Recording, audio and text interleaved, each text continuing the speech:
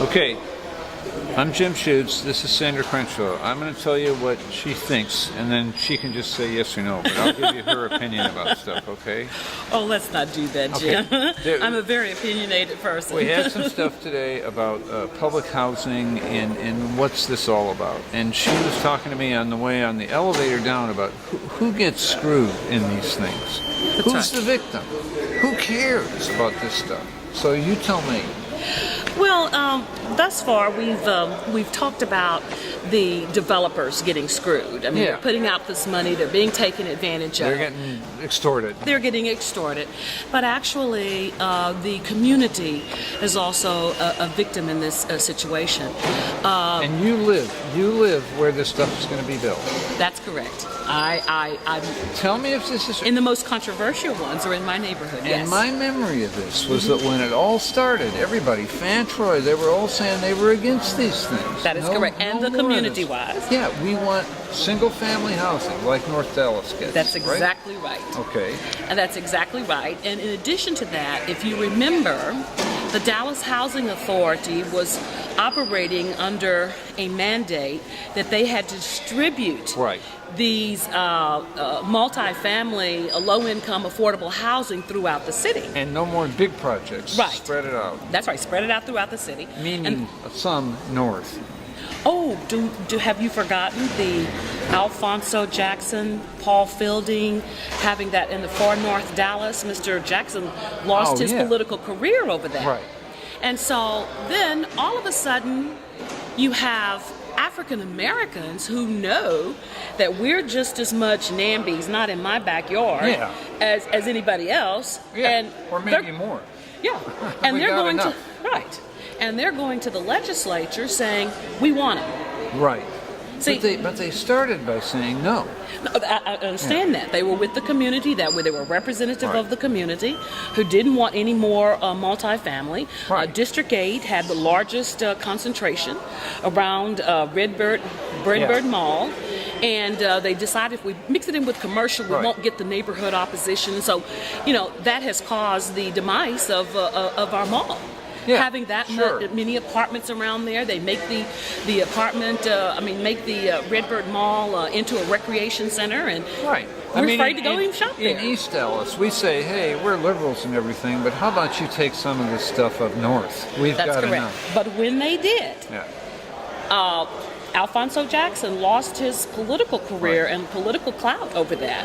And so it was odd that the Oak Cliff African American state legislatures, changed the tax credits to allow them to come into the community. At the same time, though, Jim, at the same time, they moved out of Oak Cliff.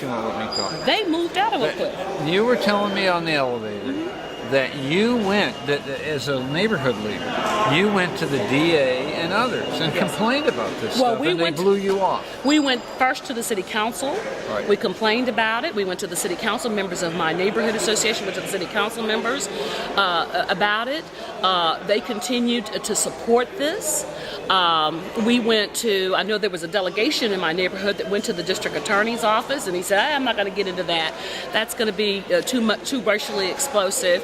We went to the legislature. We spoke before the tax credits in Austin, opposing these projects, and our legislatures said, bring them on. At the same time, though, they were moving to DeSoto and Duncanville. They no longer, our Oak Cliff legislatures, with the exception of Barbara, and she wasn't there at the time, they moved out.